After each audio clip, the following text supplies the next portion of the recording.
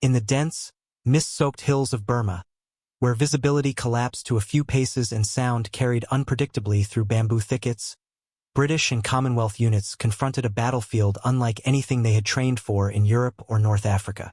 Long-range rifles that excelled on open plains suddenly felt unwieldy, their barrels snagging on vines and their weight slowing movement on steep jungle tracks.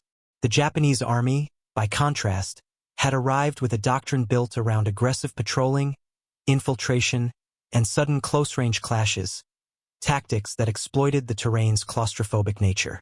British soldiers quickly realized that the mountains and forests of the India-Burma frontier demanded a weapon suited not for long-distance precision, but for mobility, rapid handling, and reliable performance in suffocating humidity.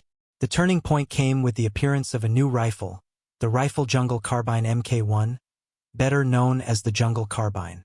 Introduced in 1944, it was a radically shortened and lightened evolution of the Lee-Enfield family, nearly a full pound lighter and several inches shorter than the standard No. 4 rifle. Its flash hider, rubber butt pad, and distinctive lightning cuts marked it outwardly, but its true strength lay in the way it fit the environment. Troops in the 14th Army, the Chindits, Gurkhas, and British infantry battalions moving through the Arakan or across the Chindwin found that the Jungle-Carbine allowed them to maneuver through thick foliage with far less effort, bringing the rifle to shoulder instantly even in near darkness. Japanese patrols quickly learned that a shorter rifle in British hands changed engagements entirely. Much of the fighting in Burma was initiated not at long range but at sudden, violent distances, often no more than 15 to 30 yards. The traditional Japanese confidence in bayonet charges and rapid forward movement faltered when the enemy could fire quicker, react faster, and track moving targets without the delay caused by a long, cumbersome weapon. British post-action reports in 1944 and 1945 frequently noted the speed at which the Jungle-Carbine could be brought to bear, particularly in ambushes on jungle tracks or during night patrols along the Irrawaddy's tributaries. Gurkha units, renowned for silent movement and close combat skill, found the Jungle-Carbine especially complementary to their patrol doctrine. But understanding why Japanese reconnaissance teams came to respect, and in some cases actively avoid, contact with a British unit carrying Jungle-Carbine rifles requires stepping back to assess the weapon's design choices and how they meshed with a theater defined by rain, mud, thick vegetation, and unpredictable terrain. That connection between design and environment became one of the defining characteristics of Britain's late-war success in Burma. What distinguished the Jungle-Carbine in Burma was not merely its reduced length or weight, but the way those changes altered British small-unit tactics at a time when the 14th Army was shifting from reactive defense to mobile, coordinated offensives. Earlier in the campaign, long-barreled rifles slowed soldiers climbing the steep ridges overlooking the Chindwin, and the effort required to swing a No. 4 rifle inside thick bamboo often meant a Japanese patrol could gain the crucial first second of fire. The Jungle-Carbine removed this disadvantage almost entirely, allowing British patrols to move with a fluidity that mirrored Japanese infiltration teams. In essence, the Jungle-Carbine leveled the tactical playing field in terrain where maneuverability dictated survival. Its shortened barrel facilitated quicker point shooting, a technique that became essential in the close vegetation around Mandalay and Maiktala. Reports from the 17th Indian Division describe how patrol clashes often lasted only seconds before one side disengaged into the forest.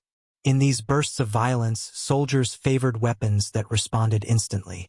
Even with its lighter weight increasing perceived recoil, the Jungle-Carbine remained controllable enough for rapid pairs or brief bursts of aimed fire, an advantage compounded by the Lee-Enfield's celebrated fast bolt action. Japanese soldiers accustomed to facing the slower-cycling Arisaka rifles encountered opponents who could maintain a far higher rate of accurate fire at short range, a fact repeatedly noted in 1945 intelligence summaries. Another factor shaping Japanese perceptions was the Jungle-Carbine's performance in poor visibility. Burma's monsoon season reduced entire valleys to gray walls of rain, and thick canopy often turned midday into near dusk. The large, conical flash hider of the Jungle-Carbine played a significant role here, not by fully concealing muzzle flash, but by reducing its directional signature. Japanese after-action comments captured by British intelligence late in the campaign mentioned difficulty locating the origin of British fire at night or in heavy rain. The flash hider's ability to diffuse muzzle flame created uncertainty, especially when British troops fired from elevated bamboo terraces or narrow game trails. These battlefield experiences altered Japanese patrol behavior. Where earlier in the war they pressed aggressively into British lines, by 1945 patrol commanders in the 33rd Army and 15th Army increasingly recommended caution when encountering small British or Gurkha elements armed with shortened rifles. They understood that these opponents no longer struggled with long weapons in close terrain, and that any attempt at sudden assault risked meeting rapid, concentrated firepower. This shift in enemy caution would become even more pronounced as British forces pushed south into central Burma. As British and Commonwealth forces advanced deeper into Burma in 1944–45, the rifle's growing reputation merged with changes in operational doctrine, particularly among long-range penetration units and forward reconnaissance elements. The challenges faced by Wingate's Chindits in earlier phases of the campaign had already underscored the need for lighter, more manageable weapons during extended jungle marches. Although many Chindit units initially carried the standard No. 4, late-war detachments increasingly reported the Jungle-Carbine as a preferable option for movement through tangled bamboo and steep ravines. Logistics officers noted that reducing individual weapon weight by even a pound made a measurable difference during multi-day operations far from established supply lines. This preference aligned with the broader transformation of the 14th Army from a force fighting largely defensive battles, like the retreat to India in 1942–43, to one conducting coordinated maneuver warfare across rivers, hills, and dense forests. In these conditions, speed of engagement frequently determined whether a patrol survived the initial exchange. Japanese patrol doctrine emphasized close-quarter shock, often relying on small infiltration teams that aimed to fire the first shot and withdraw before superior British numbers could respond. The Jungle-Carbine's shortened profile allowed British troops to counter this aggression with faster target acquisition, a point highlighted in reports from the 2nd Division following operations near Shwebo. Another significant factor was the weapons compatibility with the diverse composition of British forces in Burma. Gurkha battalions, known for rapid movement and hill fighting skill, found the rifle exceptionally suited to their style of warfare. Their patrols often climbed narrow terraces or moved along knife-edge ridges where a long rifle became a hindrance. The Jungle-Carbine's compactness enabled quicker strikes and facilitated ambushes in steep terrain where Japanese soldiers had previously relied on their ability to surprise more heavily burdened opponents. Similar feedback appeared in the diaries of British and Indian reconnaissance platoons operating near the Sitang Bend, where sudden jungle skirmishes were a daily occurrence. Japanese intelligence units noticed these shifts. Interrogations of captured soldiers from the 18th and 33rd Divisions reveal repeated remarks about the distinct short rifles carried by Gurkhas and British scouts, emphasizing how the enemy seemed quicker and more reactive during close encounters. While they rarely used the term Jungle-Carbine, these observations correspond precisely with Jungle-Carbine-equipped units. Their reports noted increased British effectiveness in ambushes and counterinfiltration scenarios, situations where the Japanese army traditionally excelled. The cumulative effect was a gradual erosion of Japanese confidence in small unit night movement, a critical component of their early war success in the theater. As British momentum increased, this perception spread through Japanese ranks, reinforcing a belief that contact with British patrols armed with the shortened Lee, Enfield often ended unfavorably. That perception, grounded in repeated battlefield experience, shaped Japanese behavior as the campaign pushed toward Mandalay and the Irrawaddy Valley. By early 1945, as British forces crossed the Irrawaddy and advanced toward Mandalay, the practical battlefield advantages of the Jungle-Carbine became inseparable from the psychological impression it created among Japanese patrols. Much of this perception came from the weapon's behavior in short, violent exchanges, encounters that seldom lasted longer than a minute and frequently decided control of key jungle tracks or riverbank positions. Japanese after-action notes recovered near Myanmar describe a pattern. British fire seemed to erupt with little delay, often beginning before Japanese troops could complete their usual flanking maneuver. That loss of initiative, so vital to Japanese light infantry doctrine, hinted at how the Jungle-Carbine subtly altered the dynamics of close combat. The flash hider, though not perfectly eliminating muzzle flare, contributed significantly to this shift, particularly during night patrol clashes. Many Japanese units relied on coordinated rushes or probing attacks in darkness, believing that confusion and the shock of rapid movement would offset British firepower. However, the diffused flash of the Jungle-Carbine made precise counterfire against British positions more difficult. Patrol leaders from the Japanese 15th Army frequently recorded frustration at being unable to pinpoint firing points quickly enough to execute a second charge or prepare grenades. Even a 1 or 2 second delay in response mattered greatly during jungle engagements, where visibility often extended no more than the length of a small clearing. British commanders took note of these observations and integrated the Jungle-Carbine into roles where its strengths were most pronounced. Reconnaissance platoons equipped a higher proportion of men with Jungle-Carbines, enabling stealthier movement and rapid engagement when encountering Japanese scouts. Indian divisions along the Gangaw and Myinjian fronts often placed Jungle-Carbine-armed soldiers at the front of patrol formations to capitalize on the rifle's quick handling. Reports from the 19th Indian Division highlighted the usefulness of the weapon in canalized terrain, such as narrow footpaths bordered by dense undergrowth, where turning a long rifle swiftly was otherwise difficult. Importantly, the Jungle-Carbine did not operate in isolation. It complemented the evolving combined arms tactics of the 14th Army, which increasingly paired small infantry patrols with supporting fire from Bren guns, 2-inch mortars, and Vickers machine guns positioned along likely Japanese approach routes. In these layered defenses, the Jungle-Carbine served as the decisive tool for the first, most chaotic moments of contact, the moments where Japanese doctrine sought to overwhelm any hesitation.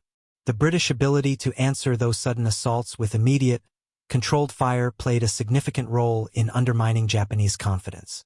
As the campaign approached its climactic battles around Mykdala and the central Burmese plain, the cumulative battlefield effects of these countless patrol encounters had already begun reshaping Japanese movement patterns, prompting greater caution and altering the tempo of their nighttime operations.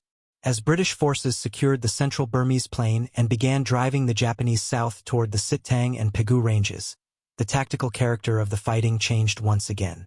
Open terrain around Mykdala allowed tanks, motor columns, and artillery to dominate, but the flanking hills and riverbanks still required constant patrolling. Exactly the kind of environment where the Jungle-Carbine continued to influence Japanese behavior. By now, the enemy had accumulated nearly a year of hard lessons. British patrols equipped with the shortened Lee Enfield engaged faster, fired more effectively at close range, and responded to surprise contact with a decisiveness that had not characterized the early years of the Burma campaign. Japanese patrol leaders increasingly emphasized caution when entering wooded gullies or approaching villages screened by vegetation, especially at dawn or dusk when British ambushes were common. This heightened caution is reflected in Japanese unit diaries recovered near Pyabui, where officers noted that small British rifle groups fire instantly, even when approached quietly, a remark consistent with the handling characteristics of the Jungle-Carbine. The Jungle-Carbine's compact frame allowed soldiers to keep the weapon ready without fatigue, particularly during long, slow advances through brush where contact might erupt at any moment. The reduced weight also meant fewer snags on shoulder slings or equipment straps, enabling soldiers to transition from movement to firing position with unusual speed. These small efficiencies accumulated into a battlefield advantage that Japanese troops felt directly. British shots came quicker and more accurately in the critical opening seconds of an encounter. Another element contributing to Japanese apprehension was the increasing professionalism of British and Indian infantry by 1945. The 14th Army had become one of the most experienced jungle fighting forces Allied command possessed. Training emphasized silent movement, stacked patrol formations, and deliberate fire discipline, doctrines that aligned perfectly with the Jungle-Carbine strengths. Combined with Gurkha battalion's mastery of steep, forested terrain, the Jungle-Carbine provided a level of responsiveness that Japanese light infantry, burdened by ammunition shortages and reduced cohesion, struggled to counter. Even in later defensive battles near the Sittang Bend, where Japanese forces attempted delaying actions and infiltration attacks, accounts describe a noticeable hesitation when Japanese scouts encountered signs of British presence. Throwing grenades before closing in, circling wider around suspected routes, or disengaging entirely became more common. This behavioral shift did not stem from fear of the rifle alone, but from the pattern of engagements in which the Jungle-Carbine consistently enabled British patrols to meet Japanese aggression with an immediate, overwhelming reply. By the time the monsoon returned in mid-1945, the cumulative effect of countless patrol clashes had already transformed Japanese expectations about close combat with British forces. setting the stage for the final strategic consequences of Britain's adoption of the Jungle-Carbine. What ultimately cemented the Jungle-Carbine's reputation in Burma was not a single decisive engagement, nor any dramatic technological edge, but rather a steady accumulation of small tactical advantages. Advantages that mattered enormously in a theater defined by short-range clashes, limited visibility, and extreme terrain. The weapon arrived late in the war, and in strictly numerical terms it never constituted the majority of British rifles in the 14th Army. Yet its presence within forward patrols, reconnaissance elements, Gurkha units, and assault platoons amplified Britain's growing mastery of jungle warfare in 1944–45. Japanese soldiers, once confident in their ability to close distance quickly and dictate the first moments of battle, increasingly found that those moments now favored the British. This shift reflected broader changes in the Burma campaign. Improved logistics, experienced leadership, refined infantry doctrine, and greater use of combined arms coordination all contributed to Britain's momentum. But within these wider operational improvements, the Jungle-Carbine served as a practical tool that directly shaped the tempo and outcome of countless patrol encounters. Its compactness reduced the delay between detection and return fire. Its familiar Lee-Enfield action preserved the high rate of fire that had defined British rifles for decades, and its flash hider complicated Japanese efforts to regain initiative in darkness or rain. In a battlefield where seconds often meant survival, these characteristics carried weight. Japanese post-war interrogations conducted by British and American intelligence echoed this perception. Officers from the 15th, 18th, and 33rd Divisions frequently commented on the quick rifles carried by Gurkhas and British scouts. They associated these shortened weapons with the abrupt, disciplined volleys that met their patrols at close quarters. Although they seldom identified the Jungle-Carbine by designation, their descriptions match precisely the weapon's attributes and battlefield behavior. For an army that valued shock, surprise, and nighttime maneuver, encountering an opponent who could respond instantaneously and accurately represented a serious tactical problem. By the final months of the campaign, Japanese patrols approached British-held terrain with a caution absent earlier in the war. The weapon itself was not the sole cause. Rather, it served as a force multiplier for the improved skill, cohesion, and tactical maturity of the 14th Army. The Jungle-Carbine became emblematic of that transformation. A rifle shaped by the demands of Burma, employed by troops who had learned to fight effectively within its harsh confines, and recognized by Japanese soldiers as a sign that close-range combat now favored the British. As the guns fell silent in 1945 and the Burma campaign came to its end, the Jungle-Carbine's legacy was not one of mass deployment or technological revolution, but of practical battlefield adaptation. It became a weapon Japanese patrols respected because, in the tangled jungles and steep hills of Burma, it reliably gave British forces the crucial advantage in the opening seconds of a fight, the advantage that so often determined who survived and who did not.